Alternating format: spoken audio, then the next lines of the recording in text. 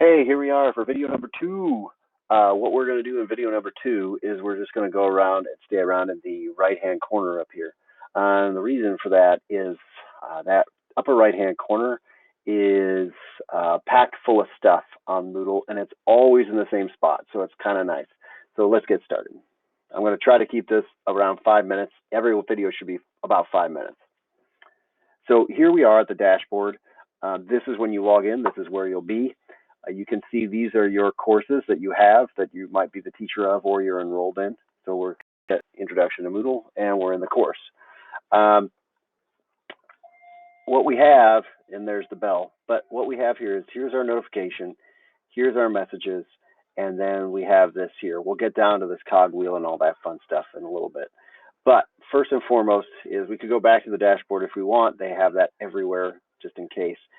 We can also go to our profile. Why I'm going to your profile is it's pretty self-explanatory, right? You've got your name, your email address, where you live, all that kind of stuff.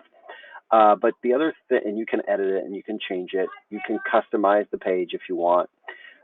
You can see all your forum posts, all your discussions, anything you've been part of. The cool part here is just to see this part here, and that is the reports. So this is something about Moodle that is really, really cool in terms of being a teacher is you get to see this for your students. So when you go in, you can say, okay, let's look at today's logs, and I'll try to show you once I'll put some students in so you can see is here's a report showing what's been going on the Moodle. And if you look, this is all me. This is all my stuff. So this is what I have been doing, and you can see where I've been at, where I've clicked on, and it's click by click. So it is pretty intensive, and you can see that it is timestamped. So you could figure out how long I was on the Moodle, so on and so forth. Now, if they stay logged in, it's just going to stay logged in. So that's an issue, but you can get an idea of how long or what's going on the Moodle. So if somebody said, oh, I was on there last night, you can go check and see. Okay, again, here are the breadcrumbs. We want to go back to the profile. So here's the profile.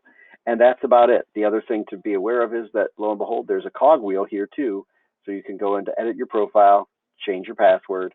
If you speak Spanish, for example, and we have loaded Spanish in, you could change everything to Spanish. You can go to forum preferences, which is important because you can set up whether you want to get one email a day or an email per post on people posting to a forum. Yes, when I post, subscribe me to that. So you can say, no, I don't want to subscribe. Subscription means you get emails. Okay. And you can also forum track, like if you're reading posts or not. So if there's a forum that's really busy, you would be able to go and see what you've read and what you haven't read so you can keep track. There we go. Let me get back to my profile here.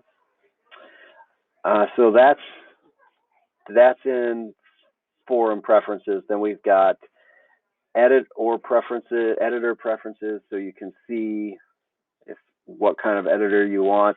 I would just leave it with the default. This changes how students can put in information, like the text editor that they get.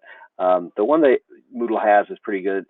There's some specific things in here that if you need, you can put them in, but you don't have to. Okay. Let me get back again. There's no real good way to get back this way. And then if you go here one more time, you can see course preferences, calendar preferences, so you can determine all these things. We'll just go into each one. It says this activity, choose a dialog box with a short description. So if you want to see the short description, you check the box. Okay. And you can see the other ones over here, calendar preferences. I want to start on Mondays. I want to see the upcoming 3 weeks. Okay. Pretty standard stuff. Messages. There's no message preference. Here you go. They pop up over here. Contacts of anyone in my course. And send me an email. Yeah. And if we want to go back one more time, you can look at your notification preferences.